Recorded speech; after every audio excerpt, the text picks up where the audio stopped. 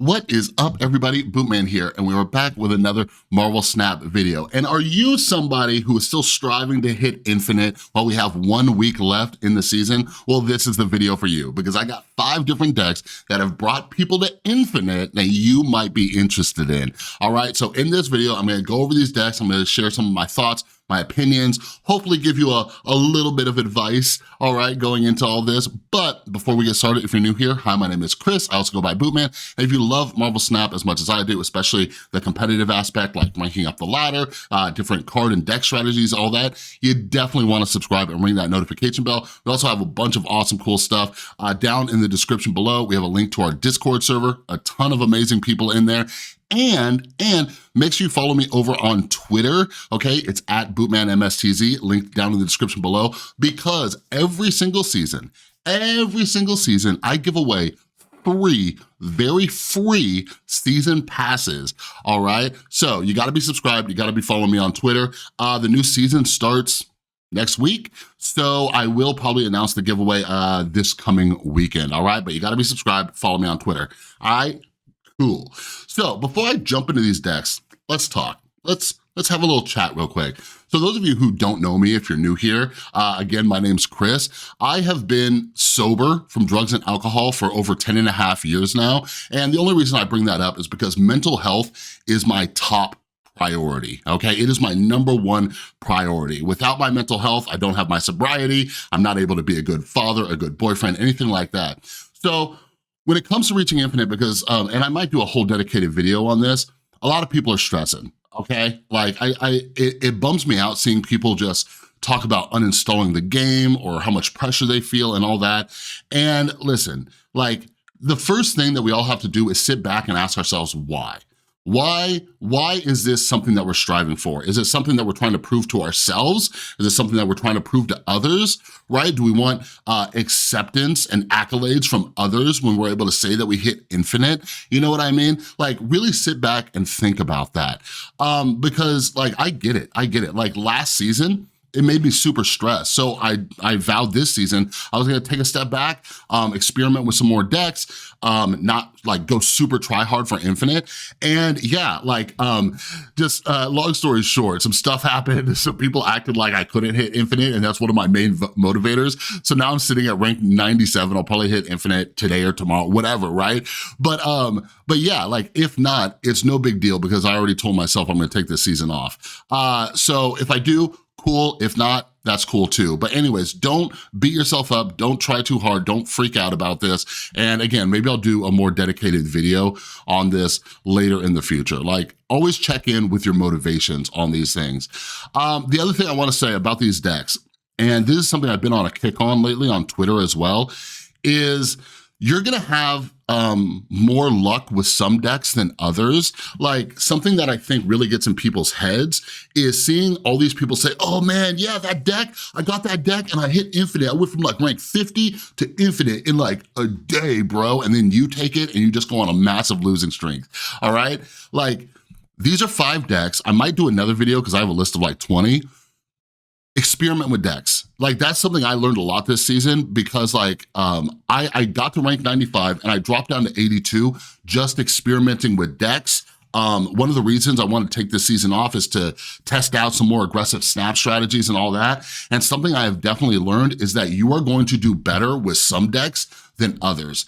There is a deck that I'm gonna do a video on that is, I think, one of the top tier decks that isn't getting nearly enough credit, but I personally suck with it just because of the way my brain does math. So when we go through these decks, just remember, experiment.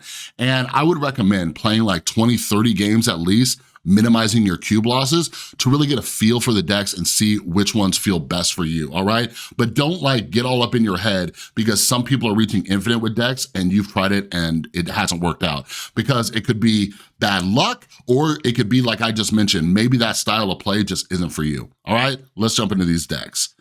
So, first up, and by the way, these are all from Twitter. Every time I do these videos, 99% of them are from Twitter. Like, you should be on Twitter. There's an amazing Marvel Snap community on Twitter. Everybody's constantly sharing their infinite decks. They're giving advice. one of the pieces of advice I give to everybody is, when you see a deck that looks decent or cool, just reply to them and say, hey, do you have any tips on using for this deck? Like, I'm doing that constantly. I'm always trying to learn. I'm always trying to grow and figure out different strategies, right? And so many people are cool. And like, I don't think I haven't had anybody reply to me if I'm just like, hey, do you have any tips? You know what I mean? So this first one comes from Solstice. So he went from 70 to 95, and he says with Galactus, and the rest he finished with Darkhawk. So this is his Darkhawk deck, and here's his Galactus deck. So this does have some Series 4 in it, this first one. So we got Korg, Black Widow, Scorpion, Zabu, Mystique, Storm, Darkhawk, Shuri, Shang-Chi, Rockslide, Captain Marvel, Doctor Doom. I'm not gonna read all these because like, you kind of get the point. So this looks decent. So something I've noticed too is a lot of people are just like tossing Shuri and everything. So when I look at this, I'm looking at like the Shuri targets, and it makes me wonder what is Shuri targeting here, right? And the only two that really look beneficial are like Rockslide and Captain Marvel. So with Doctor Doom, you can target Doctor Doom, but he'll go up to 10, but his little Doomites or whatever they're called, those are only gonna be at 5, you know what I mean? But I don't know, I guess it worked for them, but I do like this because it does have some control. I think Captain Marvel is one of the most underutilized cards. We have seen some more play with her in Shuri decks, like Shuri targeting Captain Marvel, and then the opponent has to worry about where Captain Marvel's gonna go. But when I'm playing against somebody who's Shuri and Captain Marvel, I'm like, okay, yes, Captain Marvel is going to move, but she's not gonna move until after I possibly Shang-Chi her, right? But those of you who've been around for a while, Captain Marvel was like a staple card in my Majantress deck, and I do like how it does have some lockdown with Storm, and then you have Captain Marvel and Doctor Doom to get into it. So I do think this is a decent deck, but for those of you who don't have Shuri, I think you can probably replace her with something, just like a decent card. You can put in like Lizard or something like that. Also like Mystique in here too, I'm kind of iffy on. Usually I like to have Mystique have a couple targets, but anyways, there's the first deck. The second one is a Galactus deck. So Galactus, again, this is something we've seen a lot of recently, is people putting Shuri in Galactus decks. So for this, like, I don't know if Shuri's like a backup plan. I have seen people use Shuri with like Dr. Octopus and stuff, just in case you don't draw the Galactus. Maybe Shuri could tag Death, maybe, I don't know. So here's the thing. So we have Wave here, and I've always been on the fence about Wave, all right? Wave in a Galactus deck. Because when you Wave, there's a few things going on, right? So one of them is the other person, they could drop whatever they want to. So let's say turn 3, they play Wave, then turn 4, they're gonna Galactus. If you have Arrow, if you have Polaris, if you have just anything that can lock down a potential Galactus lane, you got it, right? That's why I don't like using Wave. Now, this was a lot easier to counter before the Arrow nerf, all right? Yes, if they are going to drop Galactus, it's only one card, so Arrow can pull it, so that's still a decent counter, but still, me in a Galactus deck, I still get nervous about about Wave. But here's the thing though, our good buddy Explodium, he uses a deck like this, and I played around with it for a bit, and when you have the combo of Wave into Galactus, into Spider-Man, so you have turn 3, turn 4 Galactus, turn 5 Spider-Man, it's almost like a guaranteed like win. Like you can like snap on that pretty confidently, all right? So yeah, so if you're a Galactus player, cool, go for it. But I don't know, Galactus decks, like in my opinion, are very telegraphed. This is one of those things where I'm talking about like, don't beat yourself up if you see other people. Like I see so many people hitting Infinite with Galactus. It doesn't work for me. It doesn't work for me. Like everybody I play against clearly knows it's a Galactus deck. So they either A, leave, or B, they stay in because they can counter me. Both are bad scenarios. So just keep that in mind as well. All right, so this one, I don't know why this image is so small. So this one is a Marvelous Sera. So there are so many different spins on Sera decks. And again, those of you who are familiar with the Majantress deck, like a lot of people use Sera. Like the only difference between this and like Majantress is that deck uses magic to create a turn 7. Sera does some cost reduction. So I really like this because it reminds me of that. But here's the thing. I've done a lot of experimenting with Sera decks as well. They could be amazing, and then they could also just like flop. One of the reasons, like I keep having everybody ask me like, hey, what do you think about Magantris this season or whatever? And one of the reasons I stopped using the deck so much is because it has a hard time reaching a decent amount of power. But with these decks, you have so many tech cards that you're taking away power from the other person, right? So this is one that I thought looked pretty decent. I don't know if I've tried this exact build. I've tried like 20 different Sera builds, all right? But so a few things. For me personally, Scarlet Witch is kind of like Reality Stone, where I'll have terrible luck with it, right? Something terrible will happen. So I'm always reluctant, but so many people have luck with it. And there's a lot of times when I'm playing a list like this without Scarlet Witch where I wish I had her. You know what I mean? But anyways, so you have some decent cards in here like Sentinel, Lizard, so you can like maintain priority, right?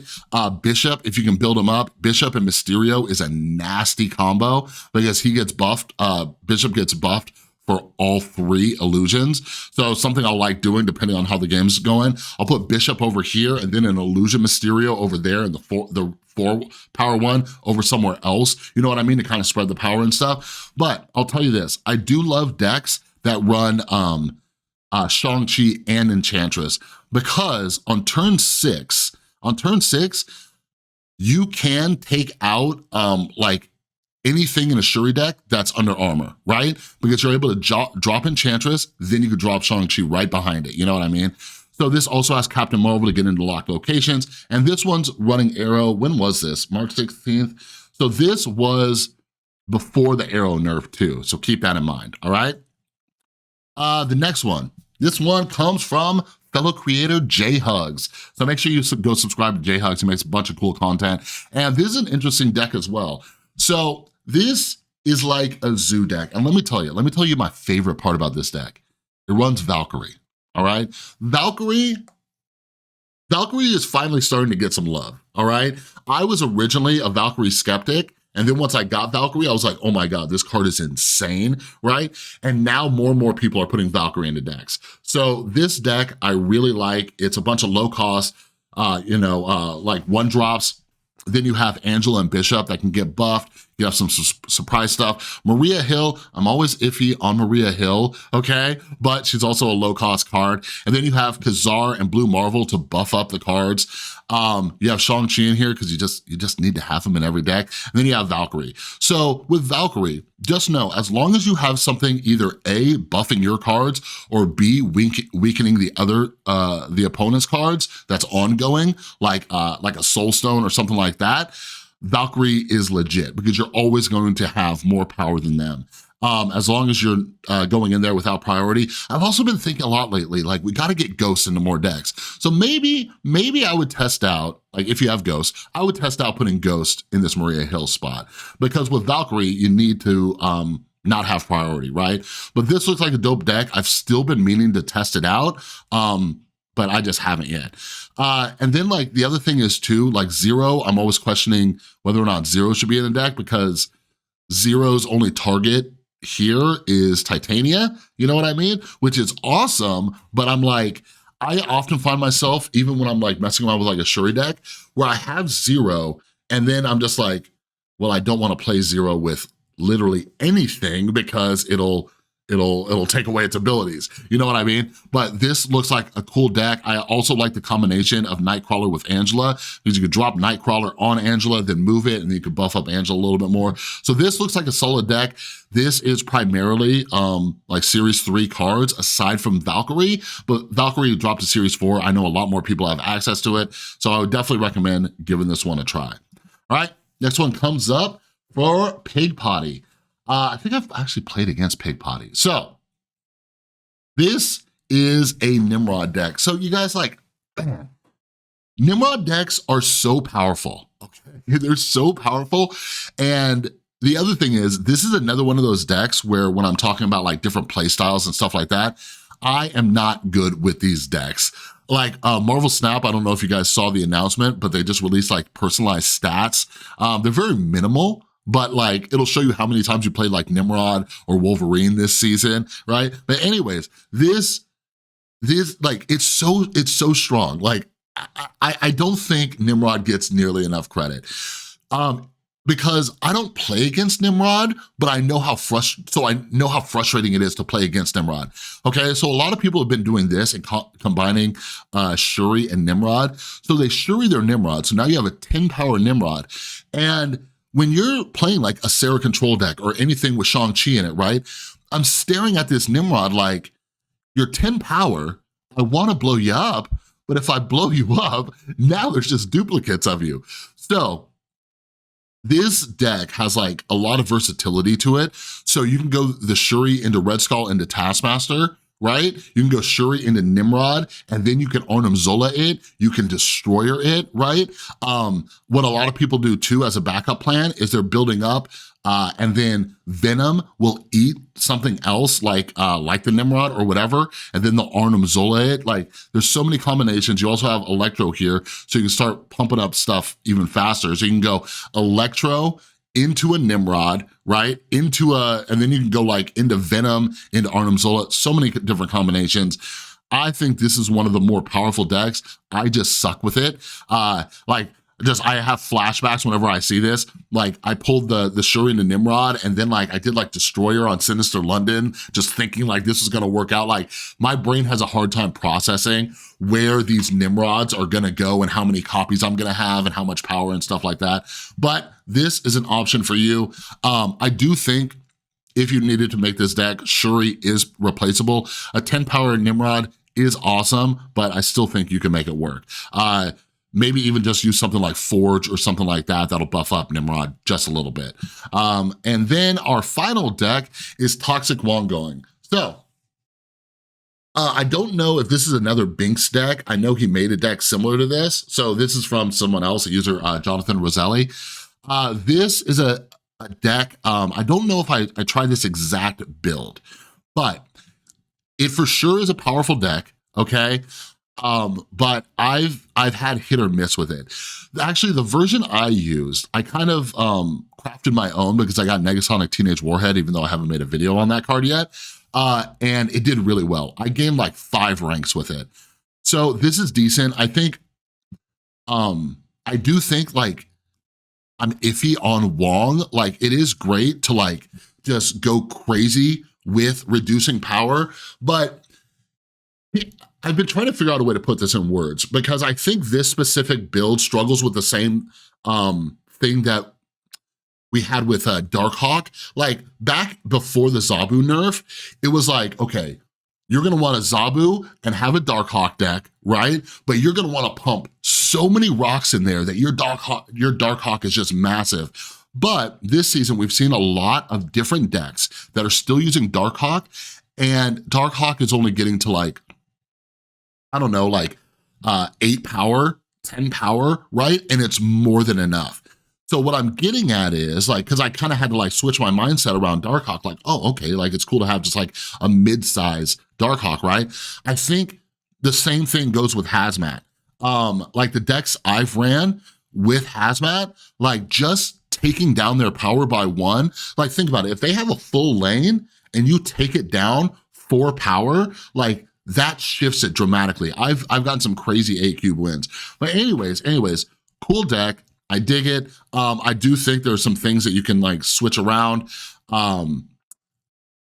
Someone asked me when I was playing around with this, they were like, hey, why aren't you using Typhoid Mary? I'm like, good point. I tossed in Typhoid Mary. I lost this match. It was like an 8 cuber. They came in, Shang Cheater. I'm just like, I'm not a fan. You know what I mean? There's no protection, stuff like that, like maybe a surprise turn 6 and things like that. But anyways, this does have a lot of cool stuff. You have Spectrum that can go on Wong as well. You have Hazmat that can go on Wong, Absorbing Man that can go and duplicate your Hazmat. So yeah, I've seen a lot of people have success with this deck, just not me, okay?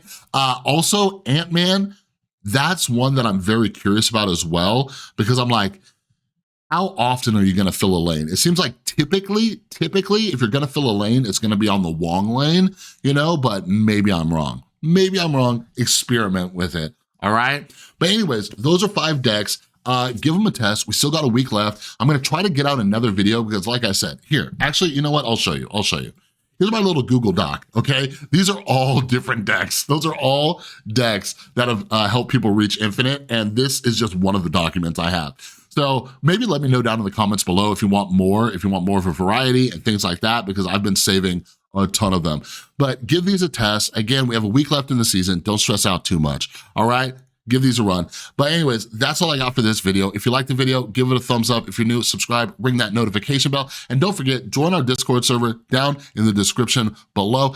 And make sure you follow me on Twitter at BootmanMSTZ, because every season I give away 3 free season passes. New season starts next week. It's Hit Monkey time, baby. I'm super excited. So make sure you're following me so you can get a chance to win a free season pass. All right, so have an amazing rest of your day. I'll see you in the next one.